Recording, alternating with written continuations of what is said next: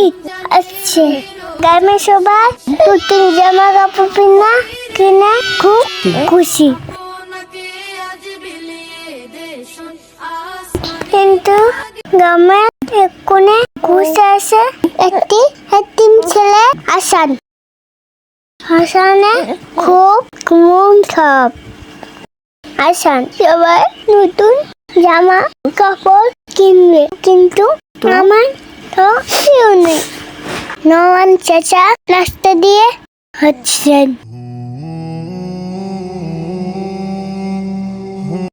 তিনি হাসানকে বসে থাকতে দেখেন।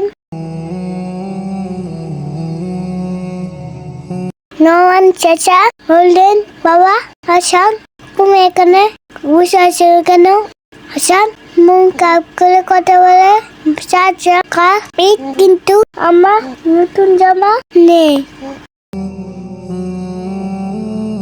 নওয়ান চাচা অবাক হয়ে তাকান। নওয়ান চাচা তার কাছে দাঁড়ান। নওয়ান চাচা বললেন, কেন রে বাবা? হাসানের মাথায় রাখেন। চাচা বললেন, ইসলামে এতিমদের খুব ভালোবাসা দেওয়া হয়। হাসান একটু অবাক হয়ে তাকায়।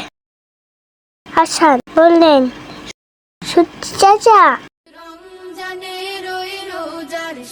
নওয়ান চাচা হাসেন, হা হা। নওয়ান চাচা বলল, চলো বাবা, আমরা ঈদের বাজারে যাবো। নওয়ান চাচা হাসানকে নিয়ে কাপড় দোকানে গেল।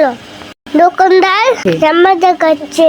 দোকানদার, এই জামাটা খুব সুন্দর। হাসান জামা পরে খুশি।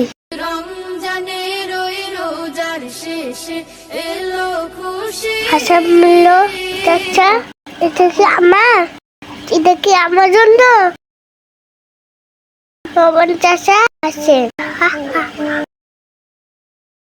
নওয়ান চাচা বলল, হ্যাঁ বাবা। ঈদের দিন সকাল, সবাই উঠেছে, টিকে যাচ্ছে। হাসান বলল, আজ আমার সাথে সুন্দর সবাই আসছে। তিনটে শাড়ি করা বনে ঈদের দিন শাড়ি করুন, আল্লাহতে খুশি হন। ভালো লাগলে লাইক কমেন্ট সাবস্ক্রাইব শেয়ার করবেন। আল্লাহ হাফেজ।